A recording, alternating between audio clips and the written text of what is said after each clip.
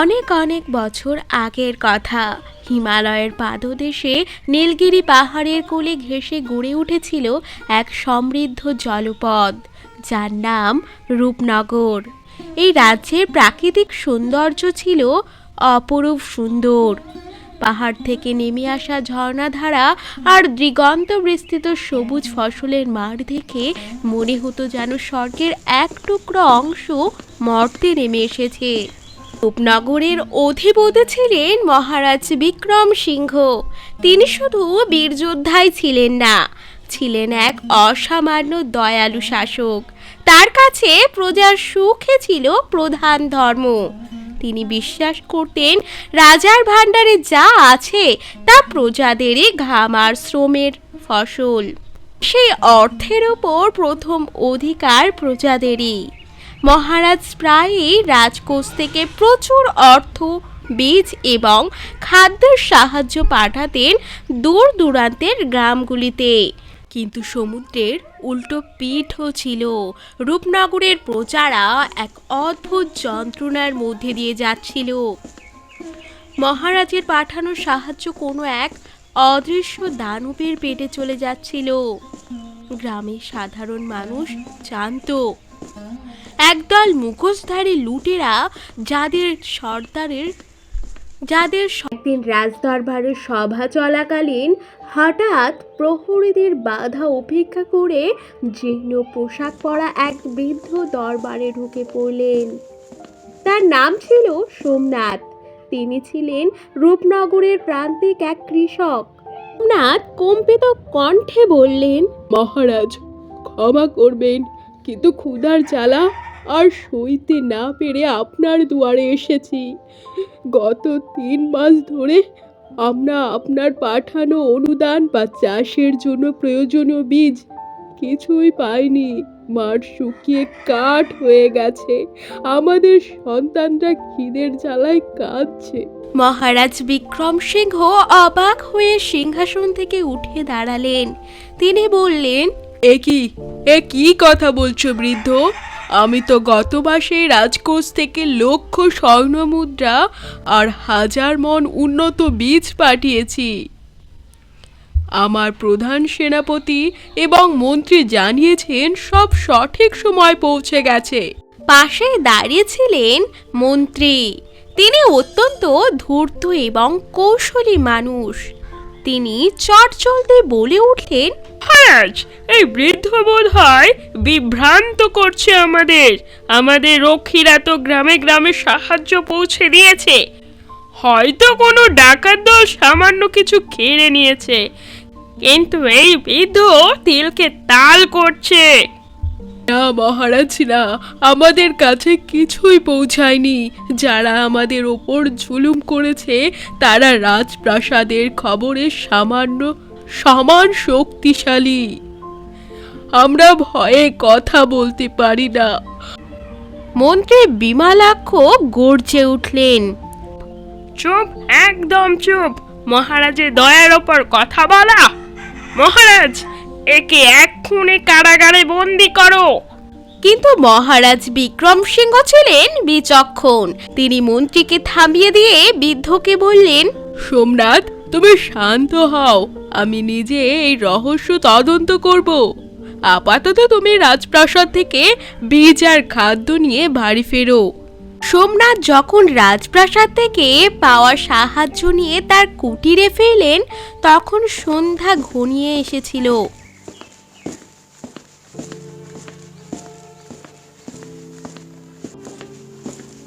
পরদিন ভোরে তিনি যখন মাঠে যাওয়ার প্রস্তুতি নিচ্ছিলেন, তখন হঠাৎ একদল কালো পোশাক পরা ডাকাত তার ঘর ঘিরে ফেললেন।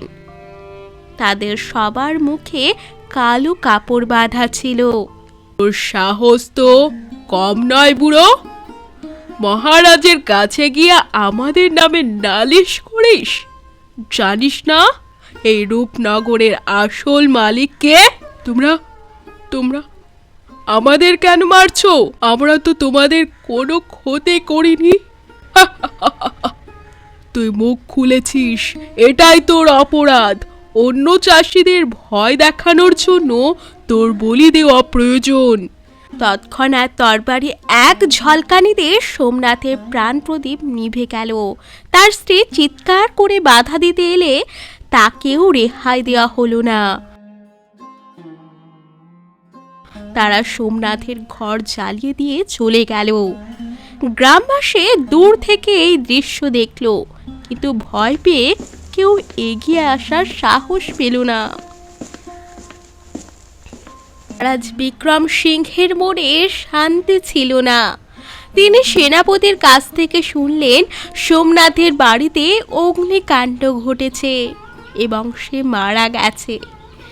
মহারাজের সন্দেহ প্রবল হলো। তিনি বুঝলেন তার নাকের ডগায় এক বিশাল ষড়যন্ত্র চলছে। পরদিন সকালে ঘোষণা করা হলো মহারাজ শিকারের জন্য 7 দিন বনের গভীরে থাকবেন। এই সময় রাজ্যের ভার থাকবে মন্ত্রী বিমালাক্ষের ওপর। আসলে মহারাজ শিকারে যাননি, তিনি একজন সাধারণ ভিখারির বেশ ধারণ করে পায়ে হেঁটে গ্রামের পথে পথে ঘুরতে শুরু করলেন। নিজের পরিচয় গোপন রেখে তিনি মানুষের মনের কথা জানার চেষ্টা করলেন। মা, আমি এক অভুক্ত পথিক, কিছু খাবার কি পাওয়া যাবে? সেই নারী করুণ সুরে বললেন, বাবা, আমাদের ভাগ্যই পুড়ে গেছে। মহারাজ সাহায্য পাঠান ঠিকই, কিন্তু সেই অন্ধকার ছায়া আর তার দস্যুরা সব নিয়ে যায়। এমনকি খাজনা দিতে না পারলে ঘর থেকেও বের করে দেয়। অন্ধকার ছায়াটা কে? সে কি একা আসে? নারীটি চারপাশে দেখে ফিসফিস করে বললেন, না বাবা, সে সবসময় মুখোশ পরে থাকে, তবে তার ঘোড়াটি রাজকীয়। আমাদের মনে হয় প্রাসাদের কেউ এর সঙ্গে যুক্ত, কিন্তু আমরা বললে কে শুনবে? রাত কাকাকে তো ওরা মেরেই ফেললো। মহারাজ ঘুরতে ঘুরতে এক সরাইখানায় আশ্রয় নিলেন। সেখানে তিনি দেখলেন কয়েকজন প্রহরী নিজেদের মধ্যে গল্প করছে। ছদ্মবেশী মহারাজ এক কোণে বসে কান পাতলেন। এক প্রহরী বললেন, মন্ত্রীমশাই তো দারুণ বুদ্ধি বের করেছেন। মহারাজের কাছ থেকে সাহায্য নিয়ে তা আমাদের আস্তানায় জমা করা হচ্ছে, আবার প্রজাদের কাছ থেকে জোর করে খাজনাও আদায় করা হচ্ছে। এই টাকা দিয়ে মন্ত্রীমশাই নাকি শীঘ্রই ভাড়াটে সৈন্য এনে মহারাজকে সিংহাসন থেকে বঞ্চিত করবেন। হ্যাঁ, আর মাত্র কয়েকটা দিন, তারপরে এই রাজ্য আমাদের হবে। এই বোকা মহারাজ বুঝতেই পারবে না কি হলো। রাজ বিক্রম সিংহের রক্ত টকবক করে ফুটে উঠল, কিন্তু তিনি নিজেকে নিয়ন্ত্রণ করলেন। তিনি বুঝলেন শুধু রাগকে প্রশ্রয় দিলে হবে না, প্রমাণ সহ এদের ধরতে হবে। রাজপ্রাসাদে ফিরে এলেন এক গোপন সুড়ঙ্গ দিয়ে। তিনি তার অত্যন্ত বিশ্বস্ত কিছু সেনাকে ডেকে পাঠালেন। পরদিন সকালেই রাজদরবারে মন্ত্রী বিমালাক্ষ এক ভয়াবহ ফরমান জারি করলেন। তিনি ঘোষণা করলেন, মহারাজের নির্দেশ অনুযায়ী যাদের ফসল নষ্ট হয়েছে তাদের আগামী 3 দিনের মধ্যে বিশেষ দণ্ডস্বরূপ 3 গুণ খাজনা দিতে হবে, অন্যথা তাদের জমি কেড়ে নেওয়া হবে। প্রজারা মন্ত্রীর এমন বাক্য শুনে হাহার করে উঠল। ঠিক সেই সময় এক বৃদ্ধ ছদ্মবেশী মানুষ মন্ত্রীর সামনে এসে এক থলি স্বর্ণ মুদ্রা রেখে বললেন, মন্ত্রীমশাই, আমার গ্রামের সব কৃষকের খাজনা আমি দিয়ে দিচ্ছি, এই থলিটা নিন।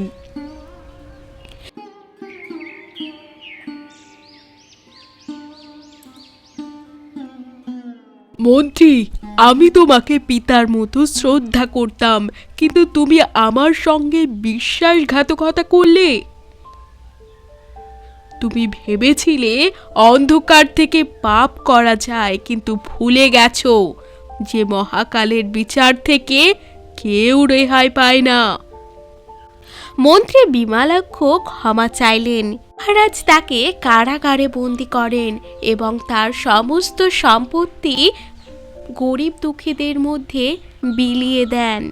পর থেকেই রূপনগর আবারও শান্তশিষ্টভাবে চলতে থাকে।